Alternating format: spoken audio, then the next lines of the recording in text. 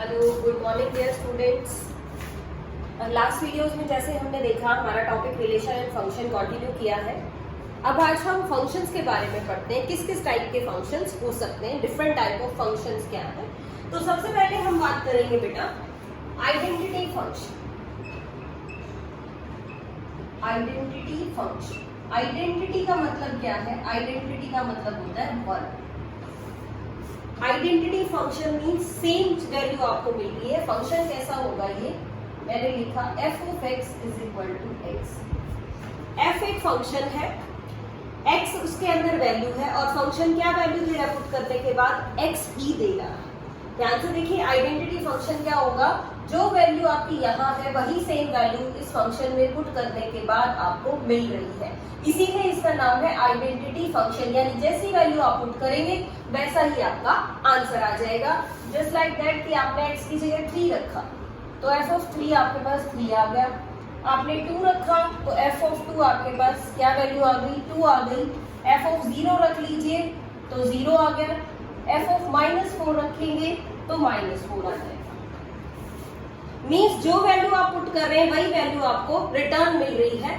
जो वैल्यू हम पुट करते हैं उसको कहते हैं उस फंक्शन की डोमेन, और जो पुट करने के बाद वैल्यू आ रही है वो क्या है? उसकी रेंज। यानी कि ये जो वैल्यू है आपकी ये डोमेन का काम करेगी, और ये जो पुट करने के बाद वैल्यू आ रही है ये क्या है? फंक्शन की रेंज है। तो अगर हम आइडेंटिटी फंक्शन की बात करें तो जैसी वैल्यू आप पुट कर रहे हैं वैसी ही वैल्यू आपको जनरेट होकर मिल रही है। इसका मतलब जो इस फंक्शन की डोमेन है वही सेम इस फंक्शन की क्या है? रेंज है। तो डोमेन और रेंज, आइडेंटिटी फंक्शन, सभी फंक्शंस हम रियल नंबर में पढ़ते हैं तो इसकी जो डोमेन है वो भी क्या होगी?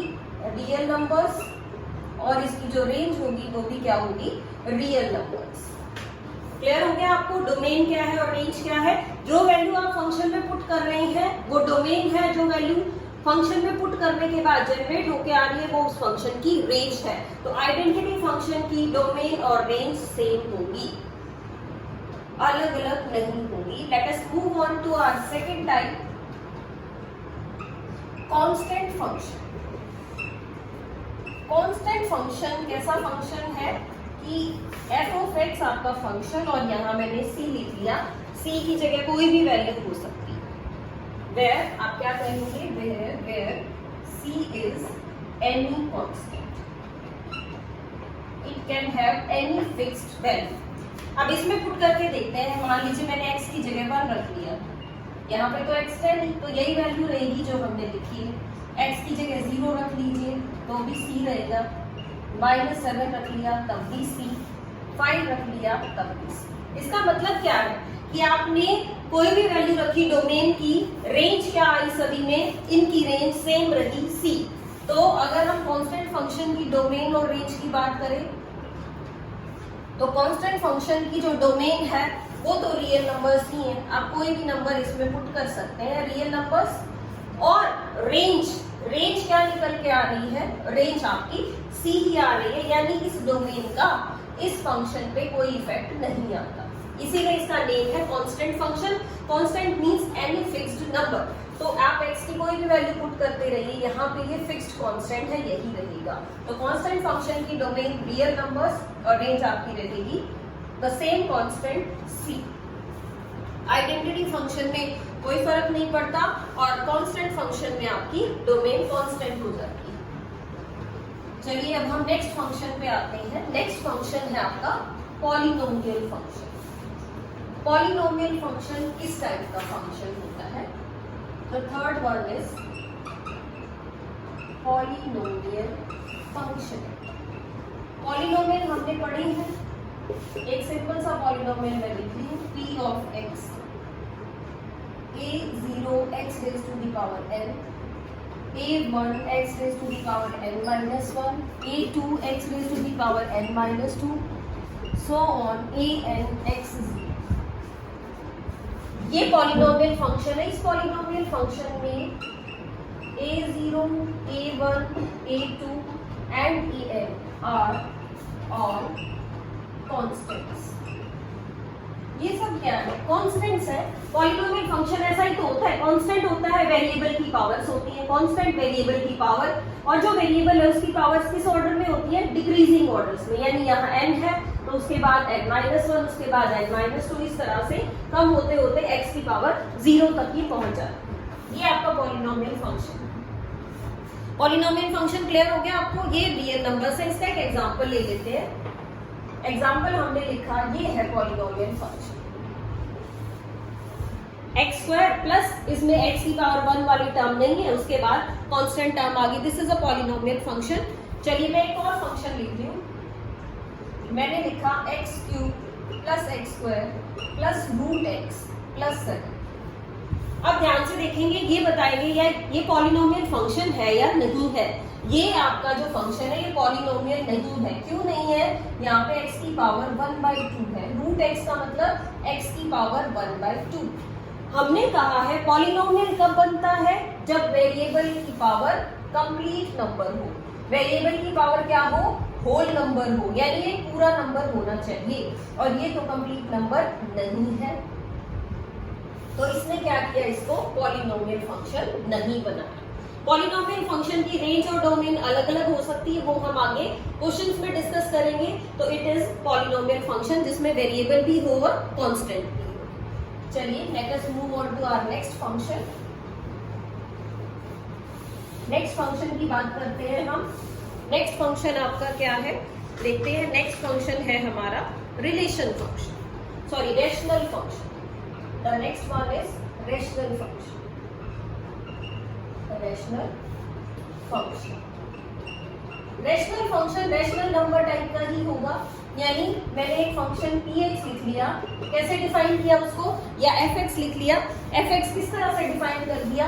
px upon qx। यानी एक ऐसा फंक्शन जिसमें न्यूमरेटर में भी पॉलिनोमियल होगा और डिनोमिनेटर में भी पॉलिनोमियल होगा। फिर रैशनल नंबर की जैसे कंडीशन होती है, इन द सेम वे जो qx है वो आपका 0 नहीं होना चाहिए। ये जो रेशनल फंक्शन है ये सिर्फ जब डिफाइन हो सकता है जब जो डिनोमिनेटर है वो 0 ना हो। यानी इसकी डोमेन में से हमें ये नंबर कम करने पड़ेंगे जो नंबर qx को 0 बनाते हैं। इसको समझते हैं। मैंने एक पॉलिनोमियल लिखा, रेशनल फंक्शन लिख लिया। मैंने लिखा ऊपर x² - 9, नीचे मैंने लिखा x + 5। ये एक रेशनल फंक्शन है। ये रेशनल फंक्शन तो है, लेकिन ये कब डिफाइन होगा? जब ये जो आपका x + 5 है ये 0 ना हो, यानी ये वैल्यू 0 नहीं होनी चाहिए। अगर डिनोमिनेटर 0 बन गया तो फंक्शन ही नहीं रहेगा, ये नॉट डिफाइंड हो जाएगा। तो ये कंडीशन इसकी साथ रहेगी। इसका मतलब x की वैल्यू -5 नहीं होनी चाहिए। यानी इस फंक्शन के लिए x की वैल्यू -5 आप कभी भी पुट नहीं करेंगे। इसका मतलब क्या हुआ? जो इसकी डोमेन है, डोमेन क्या होती है? जो वैल्यूज आप इसमें पुट करते हैं। तो डोमेन इसकी क्या होगी? रियल नंबर्स तो होंगे, लेकिन आप 5 पुट नहीं कर सकते। तो क्या करेंगे? इस 5 नंबर को इसमें से छोड़ देंगे। इसको लिखने का तरीका भी देख लीजिए। क्या है? इसकी डोमेन सारे ही रियल नंबर्स हैं, लेकिन वो रियल नंबर आपने छोड़ दिया है जो इसको 0 बना रहा है, ताकि ये डिफाइन हो सके। Now let us move on to our next function, modulus function. Modulus function, modulus function देखिए, f(x) = मॉडुलस ऑफ x। इसका एक और नेम भी है, absolute value function. Absolute value function, क्योंकि हमें एब्सोल्यूट वैल्यू का पता है, ये हम 7th 8th में भी पढ़ के आए हैं। एब्सोल्यूट वैल्यू निकालना किसी भी नंबर की कैसे निकालते थे, पहले इसी को समझ लेते हैं। f ऑफ नहीं लेते, एब्सोल्यूट वैल्यू मैंने ले ली -7, ये लगा दिया एब्सोल्यूट फंक्शन, तो क्या आई वैल्यू 7। मैंने अगर 8 लिख दिया तो भी वैल्यू क्या है 8। यानी ये एक ऐसा फंक्शन है, इसके अंदर आप चाहे पॉजिटिव वैल्यू रखो चाहे नेगेटिव वैल्यू रखो, जो इसकी वैल्यू आएगी निकल के, यानी जो रेंज आएगी वो कैसी आएगी? हमेशा पॉजिटिव नंबर रहेगा। ऐसे ही फंक्शन का नेम है एब्सोल्यूट वैल्यू फंक्शन। तो एब्सोल्यूट वैल्यू फंक्शन की फॉर्म में हम डिफाइन करें तो f(x) = modulus of x। Modulus means modulus function, इस सिंबल को ही मॉडुलस बोलते हैं। तो इसकी 3 कंडीशंस है। कौन कौन सी कंडीशंस है? कि f of x is equal to x होगा अगर आप x को 0 से बड़ा नंबर रखते हैं, 0 हो जाएगा अगर आप x की वैल्यू 0 पुट करते हैं, और -x हो जाएगा अगर आप x की वैल्यू 0 से कम पुट करते हैं। इसको समझते हैं। अगर आपने x की वैल्यू 0 से बड़ी रखी, जैसे मैंने ये 0 से बड़ी वैल्यू रखी, 0 से बड़ी वैल्यू रखी तो आंसर क्या आया? वही सेम आंसर आया। अगर आपने वैल्यू रखी 0, यानी मैंने इस तरह से रख लिया, तो आंसर क्या आएगा आपका?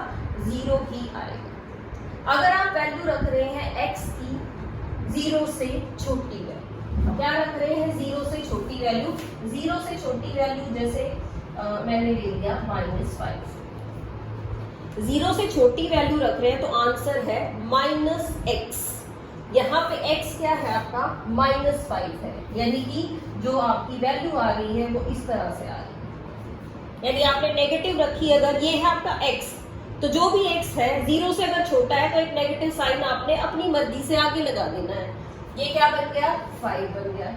यही हम छोटी क्लासेस में पढ़ते आए हैं कि नेगेटिव वैल्यू रखें तब भी क्या आंसर आता है? पॉजिटिव आता है। वो क्यों आता है? क्योंकि आप जब भी 0 से छोटी वैल्यू लेंगे तो फंक्शन आपको नेगेटिव साइन ऑटोमेटिकली खुद भी देगा, और एक नेगेटिव साइन यहाँ से और एक नेगेटिव साइन यहाँ से, वो आपकी वैल्यू क्या बन जाएगी? पॉजिटिव बन जाएगी। यानी एब्सोल्यूट वैल्यू का क्या फंक्शन हो गया? मॉडुलस फंक्शन क्या है? f of x is equal to mod of x। इसने वैल्यू कैसी देनी है? हमेशा पॉजिटिव वैल्यू देनी है। x कौन कौन सी वैल्यू आप रख सकते हैं? अगर मैं इसकी डोमेन की बात करूं तो इस फंक्शन में आप कौन सी वैल्यू रख सकते हैं? पॉजिटिव भी रख सकते हैं, 0 भी रख सकते हैं, 0 से छोटी भी रख सकते हैं। तो अगर हम बात करेंगे डोमेन की, तो इसकी डोमेन तो सारे ही रियल नंबर्स, सभी रियल नंबर्स आप इसमें पुट कर सकते हैं। और अगर मैं बात करूं इसकी रेंज की, जो पुट करने के बाद वैल्यू आती है वो कैसी आ रही है? चाहे आप नेगेटिव रखें चाहे आप पॉजिटिव रखें, वैल्यू आपको पॉजिटिव ही मिलेगी। तो इसकी रेंज है रियल नंबर्स। कौन से real numbers? Positive real numbers. यानी रियल नंबर के ऊपर मैंने पॉजिटिव का साइन लगा दिया। डोमेन मींस जो वैल्यू आप पुट कर सकते हैं, रेंज मींस जो वैल्यू आपकी निकल के आएगी फंक्शन में पुट करने के बाद। तो ये इसकी डोमेन और ये इसकी रेंज। चलिए अब हम नेक्स्ट फंक्शन पढ़ते हैं। नेक्स्ट फंक्शन का नाम है सिग्नम फंक्शन। ये आप लोगों के लिए नया है, ये हमने पहले फंक्शन नहीं पढ़ा। देखते हैं next function is signum function. Signum function, signum function क्या काम कर रहा है? देखिए सिग्नम फंक्शन को हम कैसे डिनोट कर रहे हैं। सिग्नम फंक्शन आपको कहता है कि जो फंक्शन है वो वन वैल्यू देगा अगर x 0 से बड़ा है, और 0 वैल्यू देगा अगर x क्या है? 0 है, और -1 वैल्यू देगा अगर x की वैल्यू 0 से कम है। इन 3 ही चीजों में ये डिफाइंड है। This function is called signum function. Function में वैल्यू x की 0 से ज्यादा रखी तो 1 आंसर है, 0 रखी तो आंसर 0 है, 0 से कम रखी तो आंसर क्या है? -1।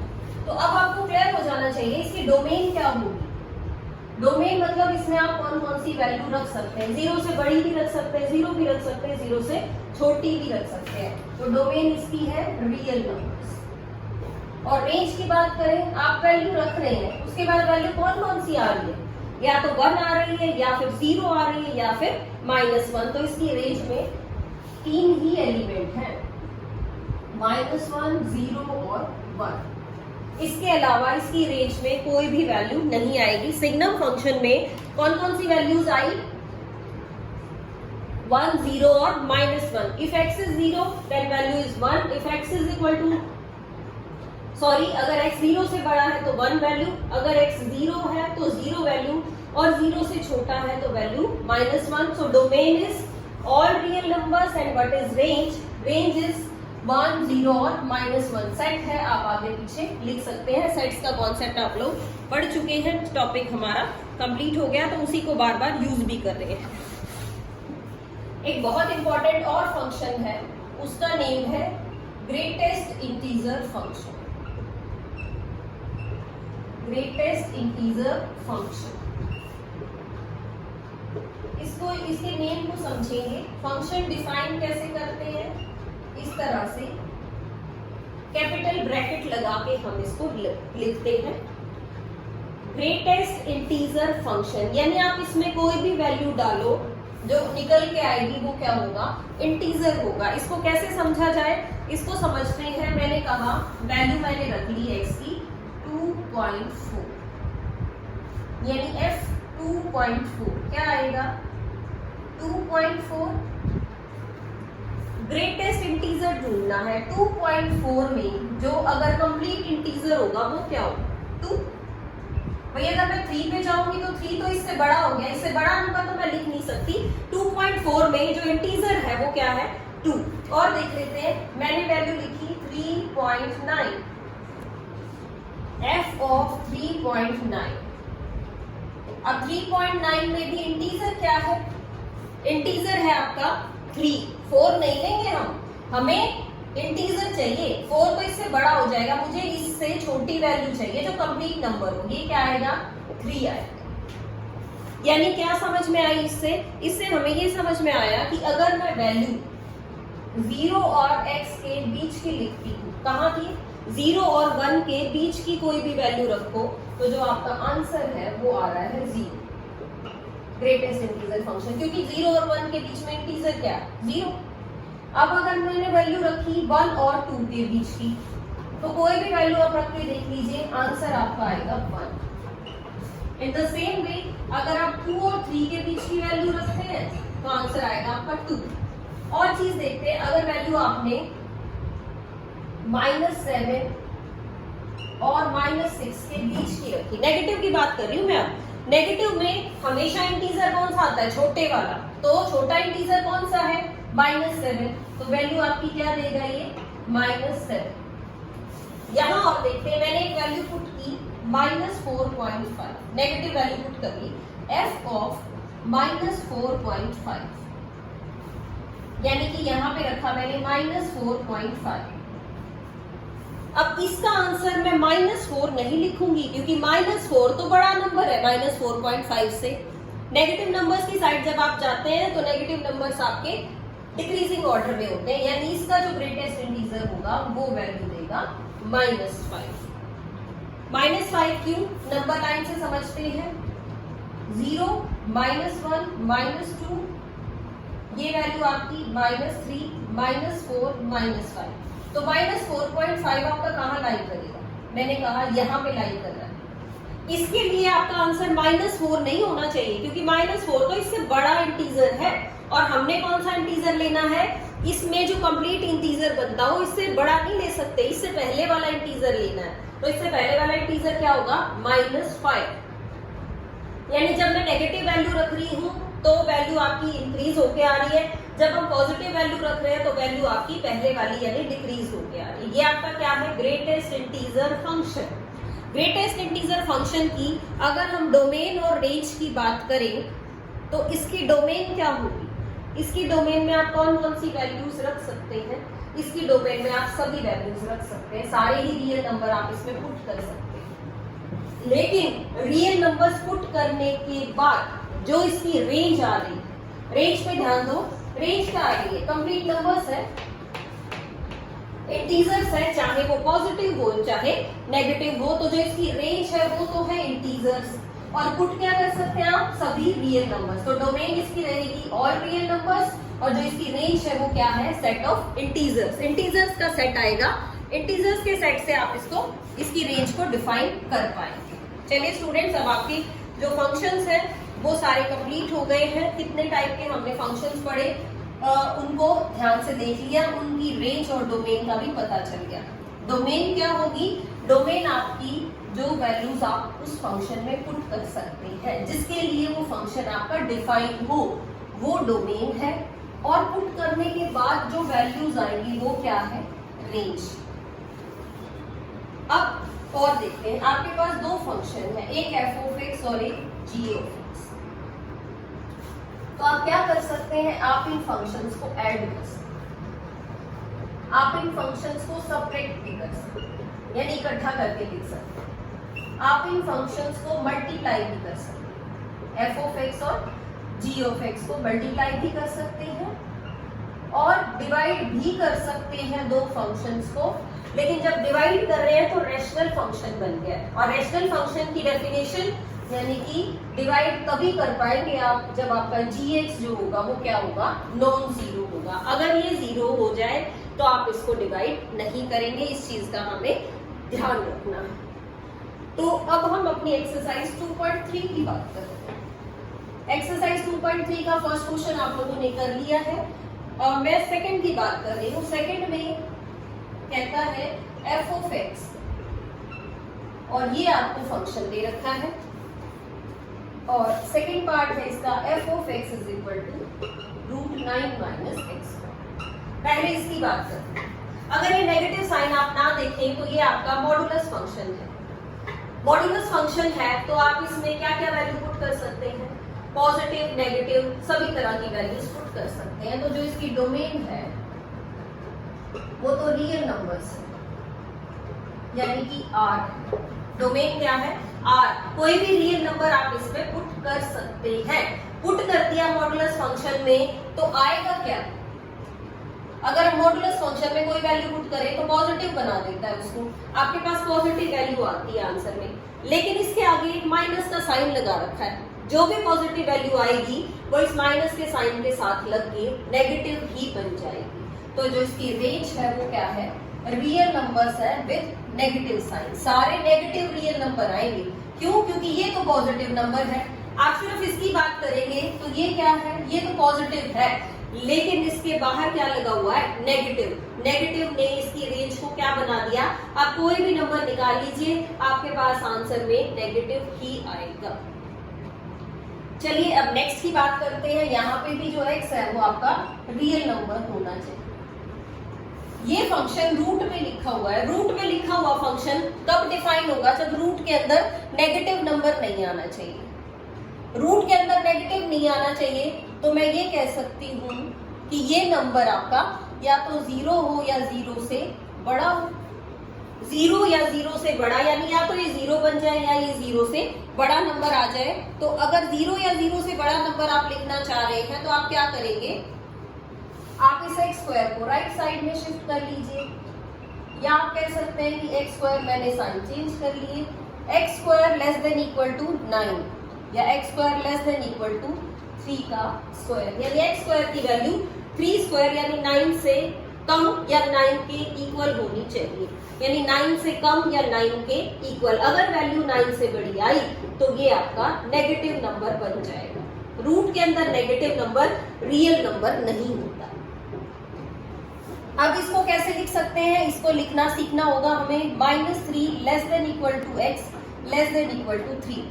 इसका मतलब ये हुआ जब भी आप कोई नंबर इस तरह से देखें तो आप उन वैल्यूज को इनके बीच में लिख सकते हैं। मैं चाह रही हूँ x की value less than equal to 3, x की वैल्यू 3 से कम या छोटी होनी चाहिए। तो जो x की वैल्यू है वो कहाँ की लाई करेगी, -3 और 3 के बीच। यानी आप यहाँ कौन कौन सी वैल्यू रख सकते हैं, -3, -2, -1 कोई भी वैल्यू और 3 तक मैक्सिमम, ताकि ये 9 - 9 0 ही रहे। तो ये क्या है, इसकी डोमेन है। डोमेन मतलब यही रख सकते हैं आप वैल्यूज, और वैल्यूज नहीं रख सकते। इसको किस तरह से लिख सकते हैं, इसको क्या क्लोज्ड सेट में लिखा जा सकता है। इसका मतलब भी तो यही है कि -3 और 3 तक की वैल्यूज जिसमें -3 भी इंक्लूड होगा और 3 भी इंक्लूड होगा। अब बात करते हैं इसकी रेंज। रेंज मतलब आप वैल्यूज पुट करते जा रहे हैं और वैल्यू क्या निकल के आ रही है। देखो -3 पुट किया, -3 का स्क्वायर क्या आया, 0। -1 पुट करो और पुट करो, लास्ट वाली और पुट करके देख ली। 3 पुट किया तो 9 - 9 फिर से आ गया 0। बीच की कोई भी रख लो, -2 रख लिया हमने, 9 - 4 √5, यहां से भी रखा √5। यानी जो इसकी रेंज है वो कम से कम या तो वैल्यू देगी 0 और इक्वल टू 0 है तो क्लोज इंटरवल लगा लीजिए आप, 0 वैल्यू आ सकती है या फिर इसको 0 रख दिया जाए तो 9 आ सकता है। 9 मतलब √9 आप क्या करेंगे, 3 पॉजिटिव वैल्यू ही लेंगे हम, नेगेटिव नहीं लेंगे, क्योंकि रूट के बाहर या रूट के अंदर वैल्यू जब सेटिस्फाई होगी जब आपके पास पॉजिटिव नंबर्स हो। तो जो इसकी रेंज है वो है 0 और 3 के बीच में, और जो इसकी डोमेन है वो -3 और 3 के बीच में है। इसके अलावा आप इसमें वैल्यू नहीं रख सकते। क्यों नहीं रख सकते, क्योंकि अगर इसके अलावा आप कोई वैल्यू रखेंगे तो ये फंक्शन आपका डिफाइन नहीं होगा रियल नंबर्स में। लेकिन ये कंडीशन ध्यान से देखनी है आपको, कैसा होना चाहिए, रियल नंबर होना चाहिए, रियल नंबर में ही हम उसको डिफाइन करेंगे। चलिए let us move on to our question number 3। Question number 3 में फंक्शन दिए हुए हैं और आपको फंक्शन की वैल्यू निकालनी है पॉइंट के ऊपर। तो वो क्वेश्चन नंबर 3 में आप लोगों के लिए छोड़ रही हूँ, आप लोग उसको इजीली कर सकते हैं। क्वेश्चन नंबर 4b फंक्शन में वैल्यूज पुट करने वाला है, थर्ड और फोर्थ इजीली कर पाएंगे। क्वेश्चन नंबर 5 की बात करते हैं। 5 में कहा गया है find the range of the function, कि हमें फंक्शन की रेंज बतानी है। फर्स्ट फंक्शन देखते हैं। फर्स्ट फंक्शन है आपका f(x) = 2 - 3x, और जो x है वो है रियल नंबर्स और साथ में x 0 से बड़ा होना चाहिए। x 0 से बड़ा होना चाहिए, ये तो इसकी डोमेन है। x क्या क्या हो सकता है, x क्या क्या आप रख सकते हैं, इसकी डोमेन है। x को 0 से बड़ा नंबर ही रखना है। अब हम ये देख रहे हैं कि x को अगर मैं 0 से बड़ा नंबर रखती हूँ तो वैल्यू क्या क्या आ रही है। अगर x को मान लीजिए 0 रख लिया तो वैल्यू बन रही है 2। 0 से बड़ा कोई भी नंबर रख लो, 1 रख लिया तो वैल्यू आई -1, 2 रख लिया वैल्यू आ गई -4। यानी आप रख के वैल्यूज देख लीजिए, x को जब भी 0 से बड़ा लेंगे तो इसकी जो वैल्यू है वो नेगेटिव में आती चली जाएगी। किस में आ रही है वैल्यू, नेगेटिव में आ रही है। इसीलिए हम इसकी रेंज के बारे में क्या कहेंगे, इसकी जो रेंज है वो ओपन इंटरवल, क्योंकि 2 इसमें नहीं है। ध्यान से देखना, अगर 2 भी होता, अगर मैं 0 ले सकती तो आंसर आता 2। 0 नहीं लेना, मैं नंबर कैसा लेना है, 0 से बड़ा। 0 से बड़ा लेगा तो 2 नहीं आएगा, क्या आएगा, 2 से बड़े नंबर्स आएंगे। और कहां तक जाएंगे, अब जो भी मैं नंबर्स लिखना चाह रही हूँ वो सारे मेरे नेगेटिव नंबर्स आ रहे हैं। और नेगेटिव कहां तक जा सकते हैं, नेगेटिव नंबर इंफिनिटी तक जा सकते हैं। जो आपका इंटरवल बनेगा ये वो बनेगा -∞ to 2। इंफिनिटी तो हमें पता ही है ओपन ही होता है, इसको हम कभी क्लोज नहीं कर सकते, और 2 इसमें इंक्लूड नहीं है, इसीलिए 2 की साइड से भी इसको ओपन ही रखेंगे। Next one is f(x) = x² + 2, and जो इसकी रेंज है x रियल नंबर, इसकी भी क्या बतानी है आपको, रेंज बतानी है। डोमेन इसकी real number, range domain real number, यानी आप इसमें कोई भी रियल नंबर पुट कर सकते हैं, पॉजिटिव, नेगेटिव, 0, जो आपकी मर्जी। अब यहाँ देखना ध्यान से, ये क्या है, स्क्वायर है। चाहे आप नेगेटिव रखो चाहे पॉजिटिव रखो, कैसा नंबर आएगा, पॉजिटिव ही आएगा। यानी 2 में कुछ ना कुछ ऐड होता रहेगा। अगर आप 0 रखते हैं तो वैल्यू आएगी 2, अदरवाइज और कोई भी नंबर रखेंगे तो वैल्यू 2 से बड़ी ही आएगी, क्योंकि ये ऐड होता रहेगा। तो जो इसकी रेंज होगी वो क्या होगी, 2 हो सकती है, और 2 से बड़ा कोई भी नंबर आ सकता है, जैसा आप इसमें रखते जाएंगे उसी के अकॉर्डिंग। यानी 2 तो हो ही सकती है, 2 से बड़ा और भी कोई नंबर मींस इंफिनिटी तक जा सकते हैं। तो इंफिनिटी के साथ आप क्या लगाया, ओपन ब्रैकेट। इंफिनिटी को हम ओपन में ही कंसीडर करें। द नेक्स्ट फंक्शन है आपका x ही है, x बिलोंग टू r। ये तो इजी है, ये आपका आइडेंटिटी फंक्शन है। r रखना है, r ही आ जाएगा। तो इसकी जो रेंज है वो भी सेम है। क्या है रेंज इसकी, रियल नंबर्स।